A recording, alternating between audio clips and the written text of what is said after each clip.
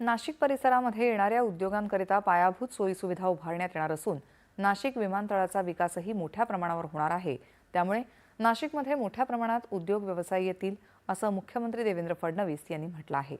ते आज नाशिक इथं जाहीर सभेत बोलत होते।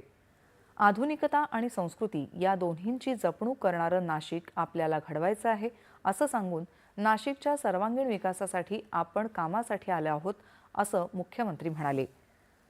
लाडक्या बहिणींना केवळ लाडकी बहीण ठेवायचं नाही तर आता लखपती दीदी करायचं आहे असं ते म्हणाले। कुंभमेळ्याच्या विरोधात जे बोलतात त्यांना संस्कृती आणि धर्माबद्दल माहिती नाही असं सांगून त्यांनी या विषयावर बोलू नये असं ते म्हणाले। आपण झाडं तोडणारी नव्हे तर झाडं लावणारी माणसं असल्याचं त्यांनी सांगितलं।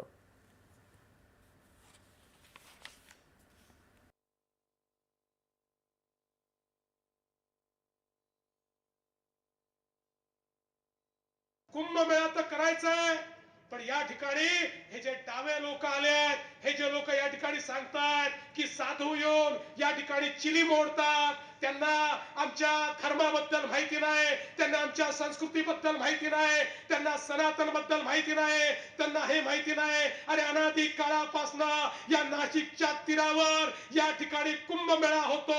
हा कुंभमेळा हा केवळ काही लोकांचा उत्सव नाही आहे, हा कुंभमेळा संस्कृतीचं दर्शन आहे। जी संस्कृती अति प्राचीन अशा प्रकारची संस्कृती आहे, त्याची प्राचीन संस्कृतीचं दर्शन म्हणजे कुंभमेळा आहे। आणि तुमच्यासारखे किती लोक आले तरी हा कुंभमेळा बंद पडणार नाही।